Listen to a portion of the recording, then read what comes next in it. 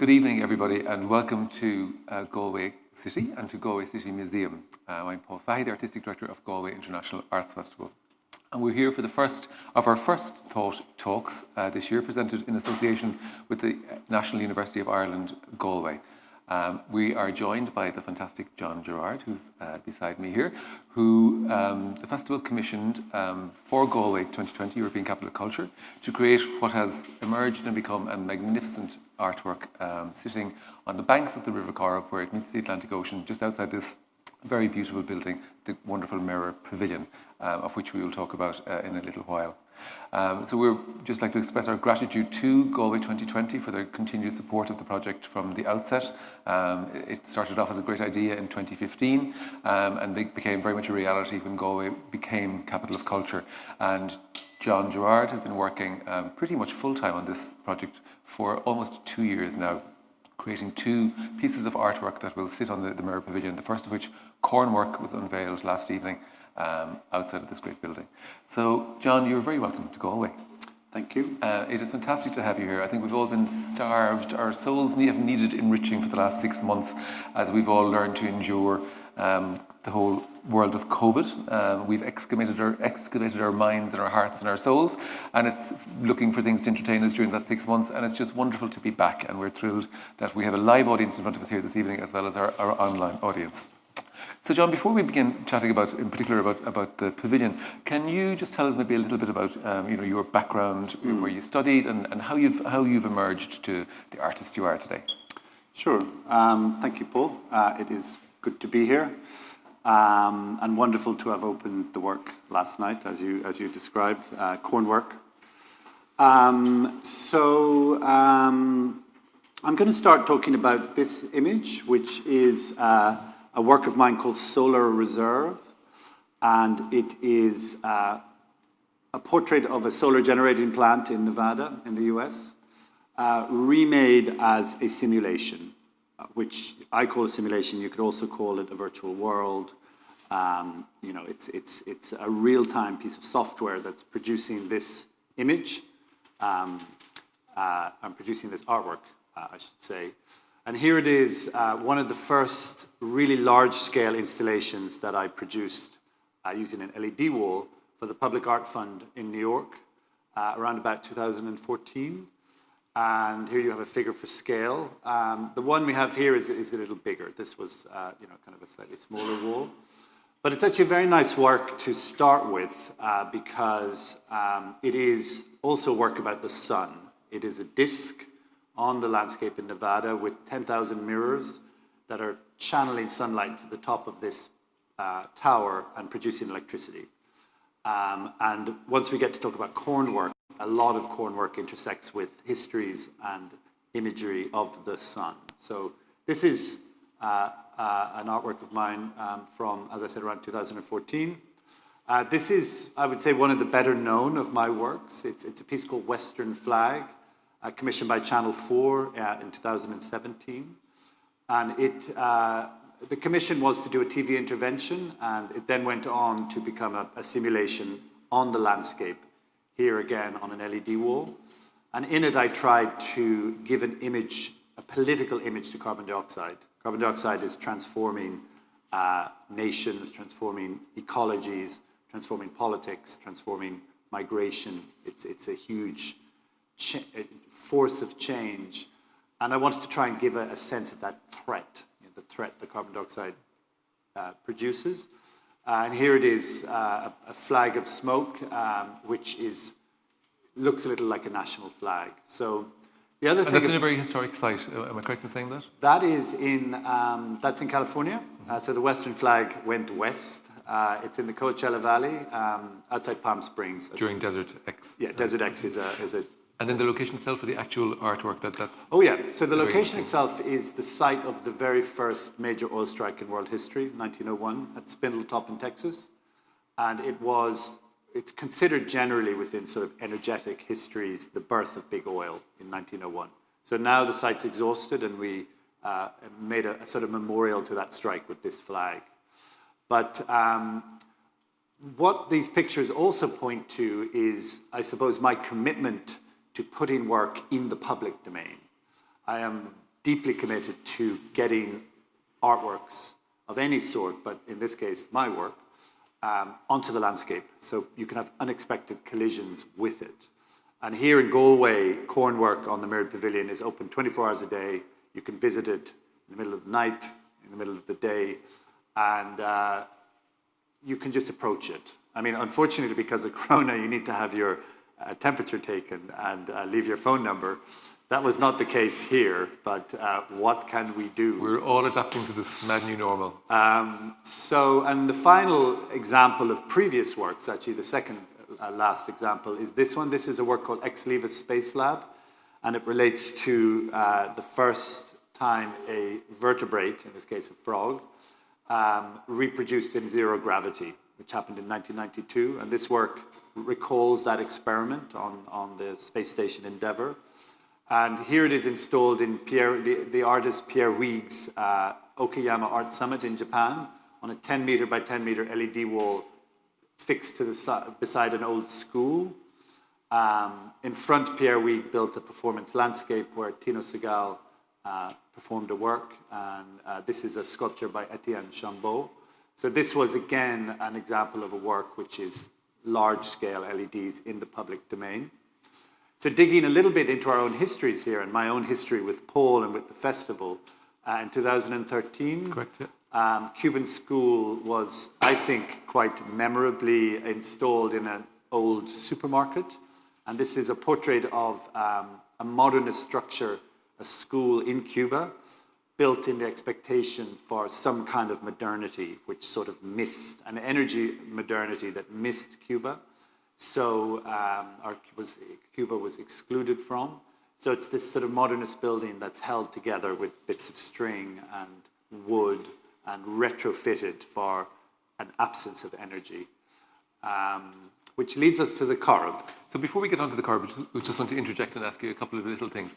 So first of all, I mean, some of the sites that you go to are quite amazing and in very unusual locations and often very isolated. So how do you come across somewhere like that school in Cuba, for example? Was that just randomly, or were you looking for some particular kind of building like that, or where did that come from?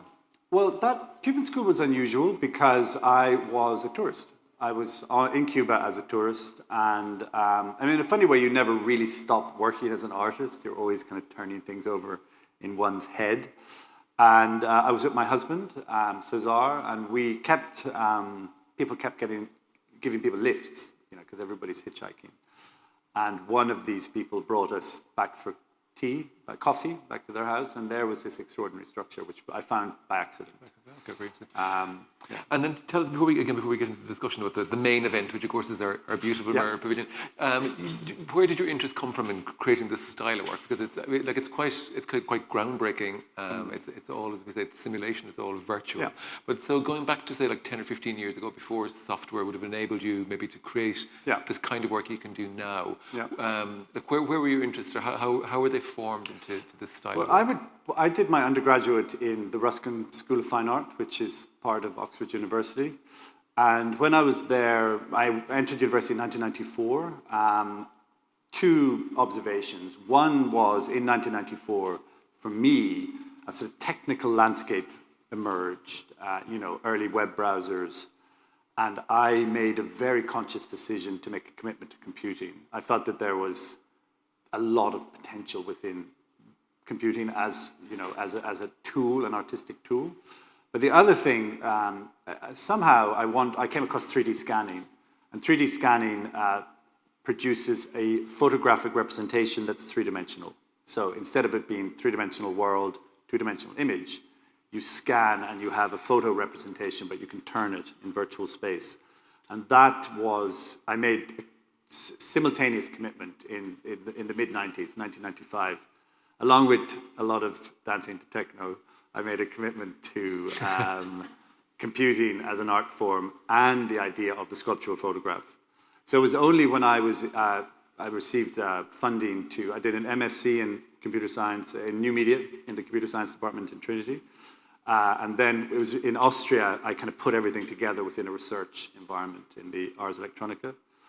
That was 1995 all the way through to 2005. It was 10 years studying and researching. And my first artwork using a game engine, using a scan, using a virtual world was in 2005, and it went from there. And so how has that changed now in 2020? So, like, so how are you restricted by the software's ability, and how have you been able to push the medium to do what you want to do?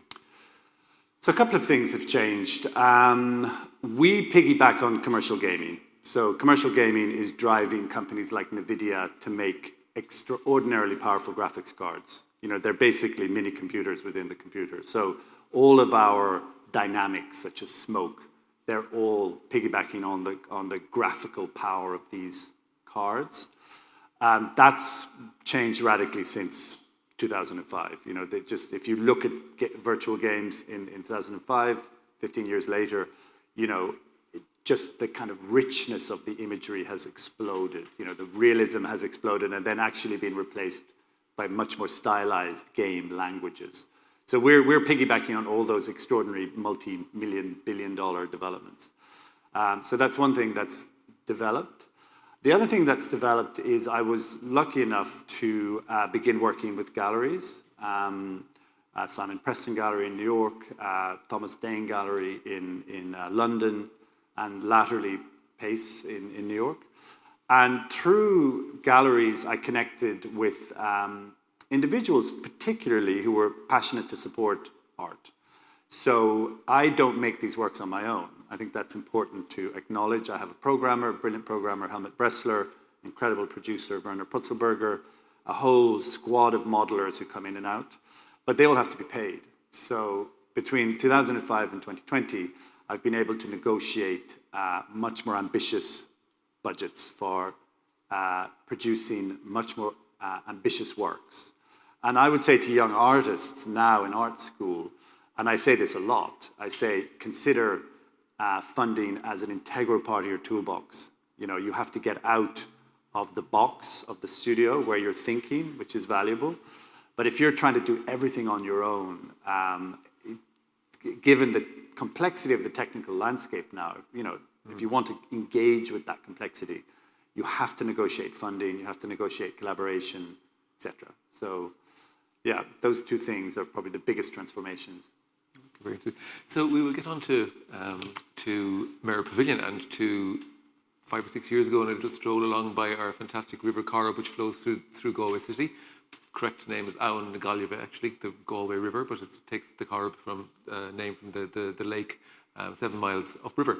So it is a forceful torrent, as we all know who live here and experience it here. But let's have a little chat and go back to 5 or 6 years ago when we walked the banks of the Corrib. So as we discussed, Paul and I and Galway International Arts Festival had produced Cuban School in 2013, and then actually a commission, which was the Solar Pavilion, a burnt pavilion showing 4 flag works in 2017. So we'd had a long conversation back and forth, and when Galway was bidding for Galway 2020, we stood here at the Corrib. And Paul said, you know, I'd love if you could imagine, you know, basically, if I remember correctly, you said, just, you know, propose something, you know, completely anything you want at any scale you want. Just take the limiters off. And I said, no problem. And we've all aged 10 years. And Paul has bitterly regretted that invitation ever since. John Crumlish and Gerrard and I and the team. But actually, if you go to the next slide, we stood here at this little lost mill run, a chase, I think it's called, which recalls the history of the Corrib as a site of the milling of grain. All down this river, you had dozens of flour mills powered by this magnificent river. So Galway had its feet in the river with these big wooden wheels which turned and which produced food for the population. And let's not forget that the Corrib River in rushing through Galway is a completely sustainable, clean energy source. So between 1900 and the year 2000, or even 1900 and 1960, as petroleum and, you know, much more toxic energy sources flowed into Ireland. You know, the petro industry between 1900 and 1960 became all powerful. You know, Galway took its feet out of the river, took its wheels out of the river, and basically the Corrib just became, you know, a sort of almost like something to look at. It was no longer working for the population, which I think is a pity, actually. Hugely so, yeah. And I said to Paul, I'd love to make a work in response to this magnificent river, and to remember that it is an incredible power source that's untapped now. So the piece should be powered by the river, and it is in a roundabout kind of way at the moment. And if you actually go to the next slide, the other layer which emerged was,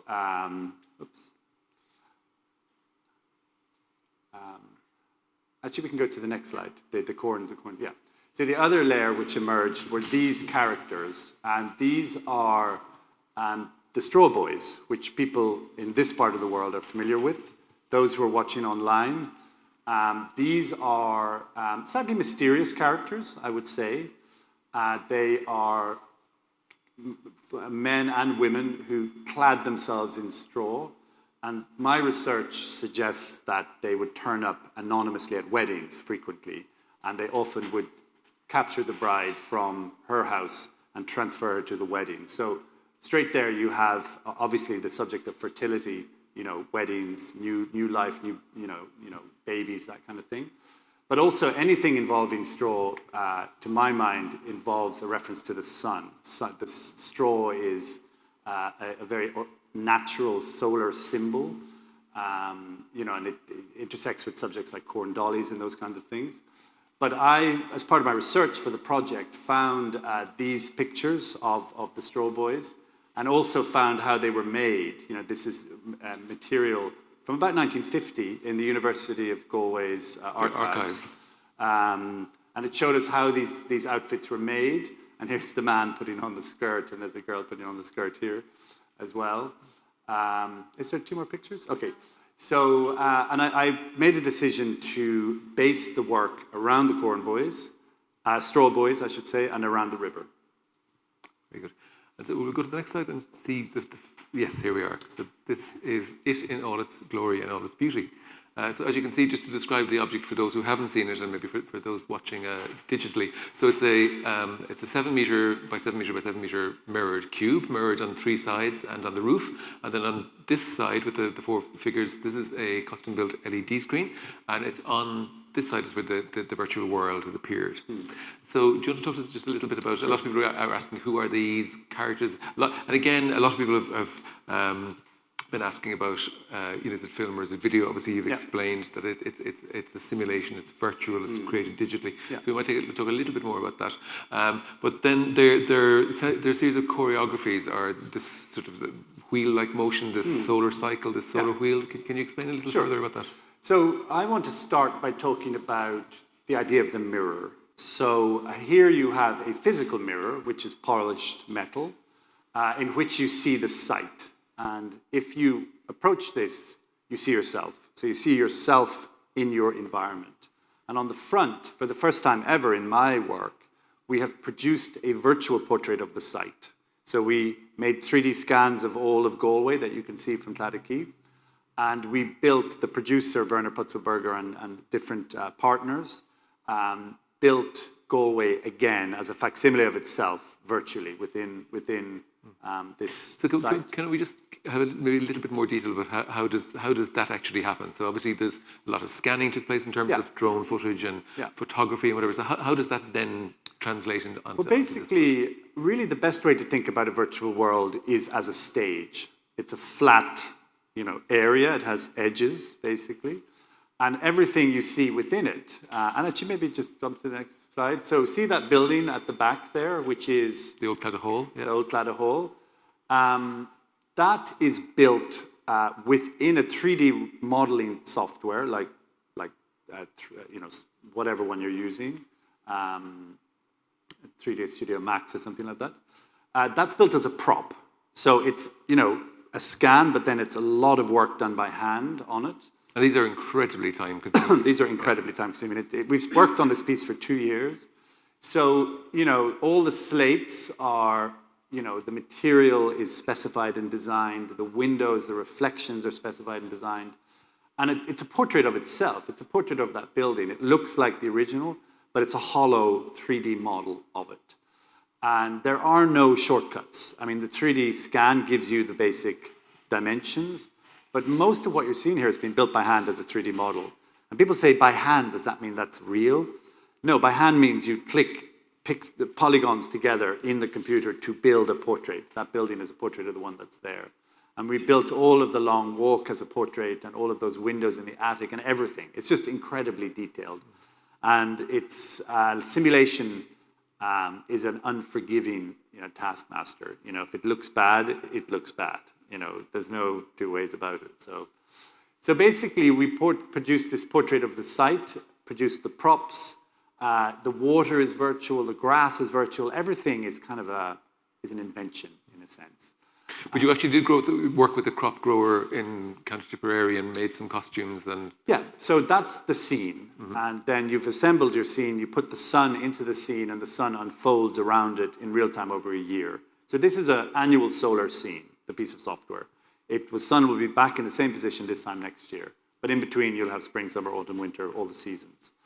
But getting to the characters themselves, that was a really involved process.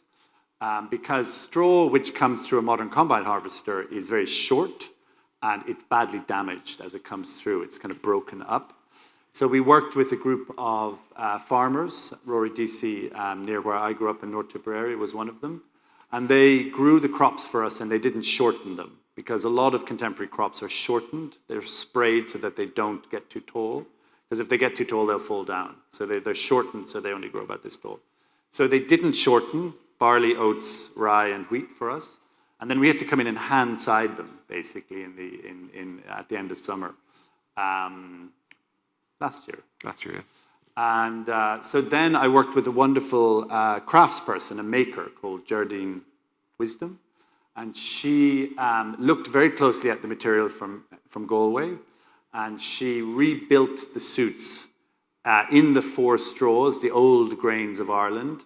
And we worked with a model and we rebuilt the old straw suits and documented everything very carefully. And then those photographs went to a modeler. And the modeler spent about 6 months building every piece of straw in the outfit by hand and placing it. So it's basically you build the suit, document it, give it to the modeler, rebuild it as a virtual suit. And it's hollow, it's empty. And that was made for the 4 characters, 4 different characters. I mean, the winter character is completely different. It's a winter straw. It's a very stiff straw. And that character arrives on the first day of winter, basically. So we're not going to see it on this showing, but we'll see it in another showing. But I guess now we should organically get to the subject of motion capture. Yes. So describe to us a little bit. So we worked with a team of 8 dancers in the development of the choreographic movements. They travelled to one of John's production hubs in Austria. So tell us a little bit about that, how that worked. I know they wore these sort of like leotard style dance suits, if you like, but there are motion capture suits. Yeah. So how does that happen? So people are familiar with animation, where you animate a character by hand, and people learn that in art school or train themselves. There is a newer technology, which is a suit, which has sensors embedded in the ankles, in the knees, in the all about 18 or 20 points, and it's wireless. The sensors are wireless, and if you get a dancer into one of these suits, as she moves, those sensors are sending that motion, like XYZ coordinates in space and time, back to a computer. So what you can do is you can transform performance into information in real time. So that becomes data. That becomes data. So she goes like this, and you have 16 to 20 points in space and time. So it's a long timeline. So we worked with a group of wonderful dancers. The summer character was an amazing dancer based in Ireland called Ursula Robb. And she spent a week with us in Vienna. I have a production space in Vienna. And she manifested summer. And you can see her performance here. We captured a week of performance, working all day, each day. And that became an enormous database of motion, which the piece calls up to produce the work. So we actually jumped over something quite important. So the shape that she walked in the studio in Vienna was that of a solar wheel, basically. So what I really wanted to do was to remember the river, remember the subject of flow, remember the subject of the wheel, and that these straw characters would recall that exchange between river and the human populations through performing a wheel. So if you look at Mirror Pavilion out on Claddagh Quay, you'll notice that the 4 characters walk a quarter circle, then they turn and they walk through the center, the spokes of the wheel, and then they turn again, and they keep doing that. So they're constantly walking a wheel shape on the landscape. And they never stop. That's one of the fundamental subjects of the work, is that the river flows, the wind flows, the sun shines. All of these are flows of energy. And because of the technologies that we're using, our character, our straw character, also flows constantly. So for the next 3 weeks, the wheel will never stop turning by the river. And the piece through, I believe, flow gas, if I remember correctly, connects with energy that's produced on the Aran Islands through wind, energy that's produced, through solar. The seaboard, yeah. And so we couldn't actually get energy from the river itself because it's complicated to put a micro generator in the Corrib, even though we did try. Yeah, it's become an area of special conservation as a preservation. But we get the energy from all the locales around Galway to allow this wheel to turn in a sustainable and green fashion. And you very clearly have some strong opinions on agriculture as well, and you spoke a little bit about having to grow these crops in particular, and that they obviously were grown organically and grown in a different way to sort of like mass consumed produce. So have you kind of like a vision in your head as to what we should do as a nation to maybe better our ways in terms of the way we produce food to sustain ourselves? Yeah, well, I mean, I have 2 observations about that. One is that this work recalls a time when Irish agriculture had no external energy inputs. And by that, I mean particularly nitrogen fertilizer. Because nitrogen fertilizer is fixed using oil and gas. Oil and gas is ancient sunlight. And using a process, the air, nitrogen is fixed from the air to become fertilizer. It is hugely energy intensive, and it is a form of a drug. I mean, nitrogen fertilizer is a drug which is spread on the landscape and boosts yield, but only for a limited period of time, because it is toxic and it damages the landscape. So I would say that conventional agriculture globally and in Ireland is a petro-industry, which is reliant on ever-increasing energy inputs, which are totally unsustainable. You are fixing nitrogen from the air and pumping it onto the landscape, damaging the landscape. You are, polluting your waterways. You've got petrochemicals in the form of fungicides. It's completely unsustainable. Conventional Irish agriculture is unsustainable. This work doesn't ask for a nostalgic return to, 50, 60% of the population working on the land. I mean, we've got incredible technologies emerging within electrifying agriculture, for instance. But it certainly suggests that we could look backwards to all the energy that's flowing through our country and make better use of it. And it also recalls a time, again, where the consumption emerging from agriculture was sustainable, in the 1900s in Ireland. It is no longer that. There are pockets of sustainable agriculture, people who are practicing regenerative agriculture in this country. But which brings me to, I suppose, a little bit to the next work, which is a lament, the leaf work out, and we can finish with that maybe. But I would say, personally, I feel that Ireland is a country synonymous with ideas of greenness and the color green. And I don't understand why there is not a greater drive for Ireland to become a beacon of regenerative agriculture. It is already a green country. Why not become the first organic nation on earth? It just seems a very organic, natural possibility. And in this work, I'm just an artist, I'm not a politician, I'm not even much of an activist. But this work recalls histories of sustainable production here, which went on for hundreds, if not thousands of years. And the work in Derrigimlagh talks about something else, which we can maybe move on. So, and it's such a beautiful reminder to what we had and what we possibly could tap back into again. But yeah, let's move on to Connemara and the spectacular Derrigimlagh Bog. West of here, 50 miles west of here, 6 miles from Clifton. And we have a very different sort of character out there. It's a leaf-covered character, and the work itself is called Leaf Work. So can you tell us a little bit about that? Yeah. She's more lamenting. Sure.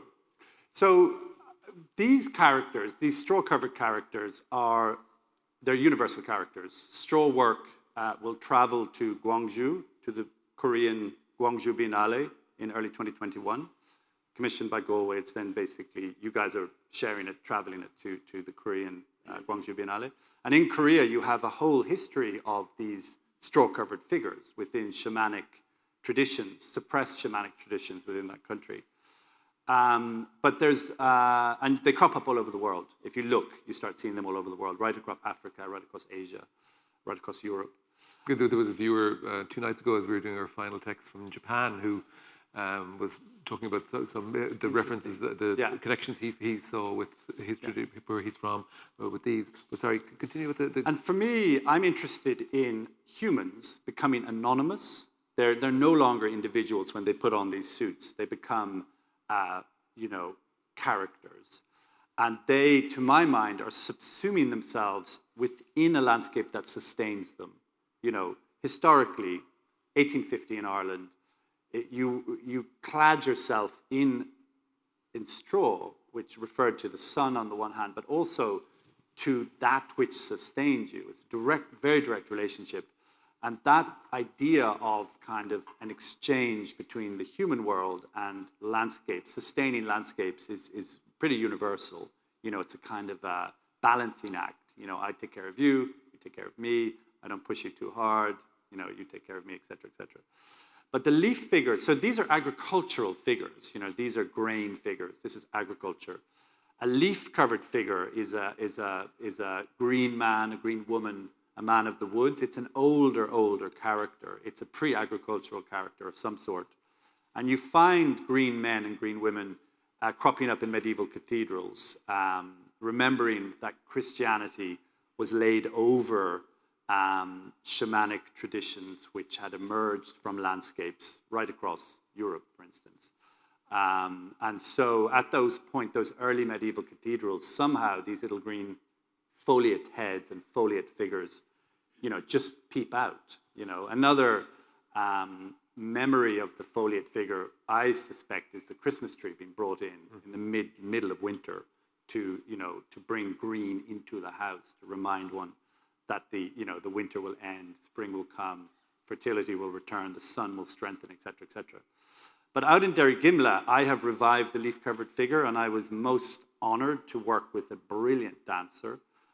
Working with Galway International Arts Festival, we auditioned, and we were lucky enough to be able to connect with Finola Cronin, who's a brilliant dancer, and she produces a lament, and her lament is for a heat-stressed world, for a world in which temperatures are rising.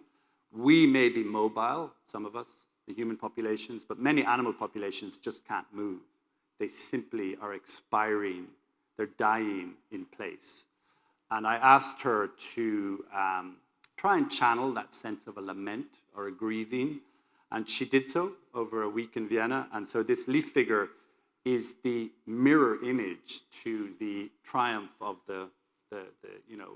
using whatever methods necessary. The agricultural character is triumphant, and the leaf figure is not. She's a pathetic, suffering figure. And we bring her out to the emptiness of Derrigimlagh. We bring the pavilion.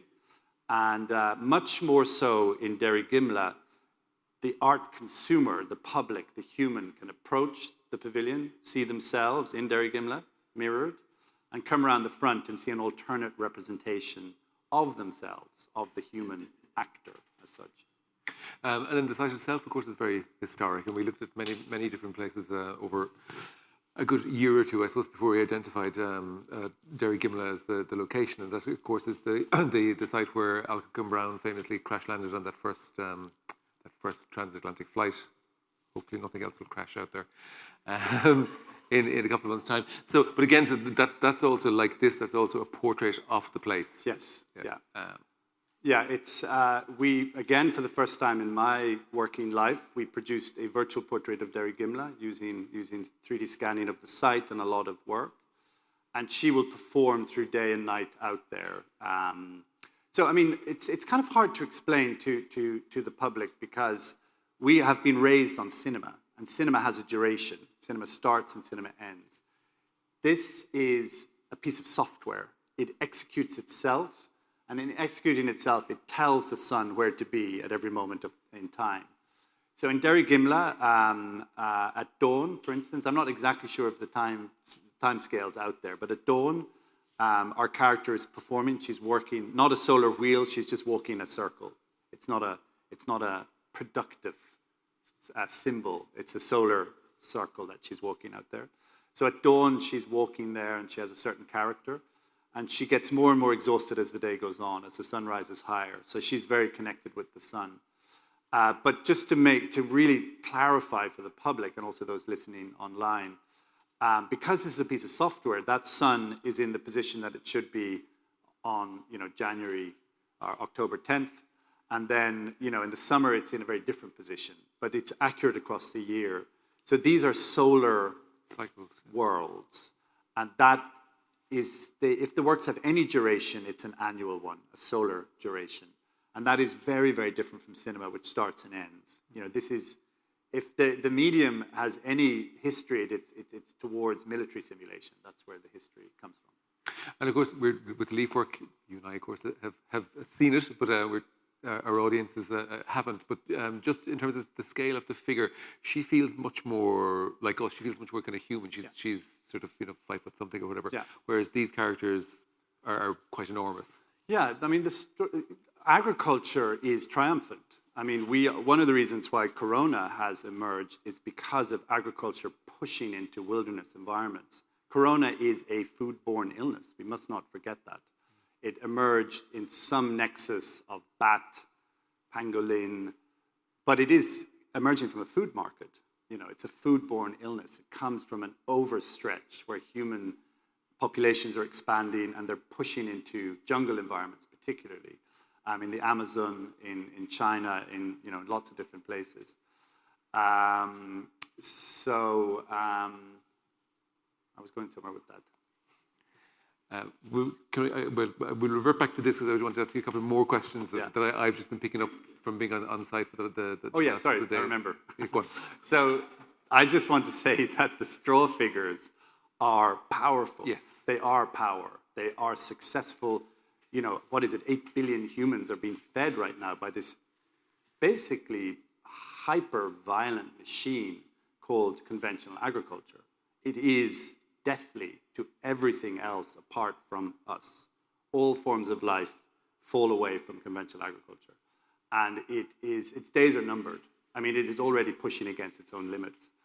So the corn figures, even if they're recalling a more sustainable history, they are agriculture now as well. They're very powerful, and you don't want to get in their way. I mean, she's very kind of got a lot of aggression, and she's big, she's huge. About as big as the tractors that are driving around our fields right now. But the leaf figure is human-sized, so she's in an enormous scene, and she's much more vulnerable because those life forms that exist alongside conventional agriculture are much more vulnerable. So there's amazingly powerful ideas behind your work and incredibly strong and also quite upsetting when you look at things like Western flag or whatever. But at the same time, you present them as these very, very beautiful objects. So do you want to maybe talk to us a little bit about maybe image and the power of image and then maybe a little bit about this. This is your first time having something that's very three-dimensional. Normally they're screens. So can you tell us maybe a little bit more about that? I guess the sublime qualities of the work, I guess is what you're pointing to. I'll think about that one. Why are the works so good looking? Why are the works so good looking? I guess it's. because like, a lot of what you talk about in terms of what we're doing to the world is like, it's a very ugly thing, and somebody else could come along and present with something that's very angry and very. Well, I'm a sort of I'm a formalist in a sense, and in a weird way. I mean, it doesn't really look like it, but I'm sort of a minimalist, in a weird sort of way. And the world is beautiful. Derrigimlagh is beautiful. I mean, just briefly getting back to what you referred to earlier, like Derrigimlagh is interesting because of it's the site of the crash, obviously, but also the site of the Marconi radio broadcast, which are both very accelerating technologies, which then kind of did a lot of, a lot of things flowed from there in terms of acceleration. But I guess, I'm involved in a form of world making, and I've made a commitment to these solar scenes, scenes that I find in the world. That's always been the case, Even going back to my early works like Smoke Trees, they were, near where I grew up in North Tipperary. And yeah, it's my aesthetic that the works are worlds, and the world that I produce are very beautiful, because the world is beautiful. They're sort of, in a weird way, the works have a relationship with painting in a funny sense, because they're kind of representing the world as I find it, like realistic painting. Were you a very environmentally aware young child and young man when you were growing up, or where does that sort of awareness and sensitivity come from? I think a lot of it came from my mother and father, who were quite activist. They were sort of active within environmental organizations like Antashka in North Tipperary, just trying to put some kind of, in the 80s and 90s, put some kind of control around the drive to develop, because when Ireland began really to boom, there was some extraordinarily inappropriate developments proposed. And my parents were activists in trying to question them a little bit, or, sort of improve them a little bit through legislative processes. But I remember very particularly my mother, Mida Gerrard, who was she was very, very connected to the landscape. We grew up in North Tip, really in the countryside. And she talked a lot about, these subjects of conventional agriculture, of what happens when you drain a little boggy bit of land, which is, not optimal for the farmer, but is optimal for millions of life forms who call it home. You drain it and they all die, And I remember watching a field being drained with my mother, and her talking about all the millions of organisms that were losing their homes and just dying. And it becomes a monoculture of grass afterwards, which obviously is then sort of optimized to produce milk. So yeah, she had that sort of sensitivity and awareness to how destructive conventional agriculture is. And we talked about it a lot. And every time I went home, I went away with a big pile of books. She'd always be like, I think you should read this. I think you should read this. She made it to go to the Cuban school, and alas, she's no longer with us, but I'm sure she would have loved this. Can I just go back to the green figure, John? Because that was actually one of our very, very first conversations when we started talking about Mirror Pavilion. And you showed me an amazing piece of video that you had shot at your home in Tipperary of one of your sisters clad from head to toe in branches from outside. That must have been from 10 or 15 years ago, I guess. It was longer. It was 2003. Yeah. So I had come across the green. I think of it as a green woman, personally. It's known as the green man. And I negotiated with my sister Esther that springtime came around, and I tied a lot of beech leaves onto her, like beech branches, head to toe. So she disappeared, and suddenly she became, I had revived the green figure, and she walked around the house, and it was very powerful. It just had this, I think the green leaf-covered figure is the first superhero, cloaked, masked, and somehow, if you look at the superhero trope, laboring for some kind of equilibrium between, the good and the bad, or, the baddies and the goodies, or in the case of the leaf-covered figure, laboring towards a kind of equilibrium between the human populations and, let's call it, the non-human worlds, kind of a brokering some sort of a truce between the extraordinary appetites of the human populations and the environmental limits that we have that are a reality, which we are hitting so hard right now on all fronts. So yeah, so 2003, I revived the leaf figure with the help of my lovely sister Esther. And she's haunted me ever since. I mean, she kept on knocking on my door going, yeah, okay, come on, like, are you ready? And had you tried to introduce that figure into your work in the intervening times? She tried to sneak in a few times, but there wasn't room. But here in Galway, Mr. Fahy, through your commission, she finally got to Well, we'll see her in all live. her glory. So, John, conscious of the time, but I want to ask you just a couple of other little detailed questions about what we're seeing out here. So there's a beautiful sense of light as the evening falls that's picked up on the costumes, especially when the figures are very much in the foreground. So you spoke a little bit about about motion capture and how that worked. How difficult is it to join up all those dots, so to speak, to make that sense of movement that you captured through your sense of data into these animated characters? So we worked with a brilliant programmer, and we actually originally were going to use a form of artificial intelligence called neural networks for this performance, that you would use the motion capture to train a piece of artificial intelligence. But actually, I was asking the wrong questions of the neural network. Neural network is a witness. It is incredible at parsing patterns and such things. Is that a form of AI? Yeah, that's a form of artificial intelligence, yeah, the neural network. But so we actually failed to use the neural network in this project because it was the wrong project to use artificial intelligence for. But Helmut Bressler, the programmer, in dialogue with the producer, Werner Putzelberger, developed a system called motion matching, where we have a database of thousands of captures, and the piece reaches in and assembles the performance in real time using these micro captures, basically, matching the motions using computing, basically, a lot of computing power. So that's how you get this seamless, never-ending wheel being performed. I mean, it would be an entire another hour to explain how it came about. Speaking of seamless, the image we're looking at there is seamless. What's on the screen is matching up almost perfectly with reality.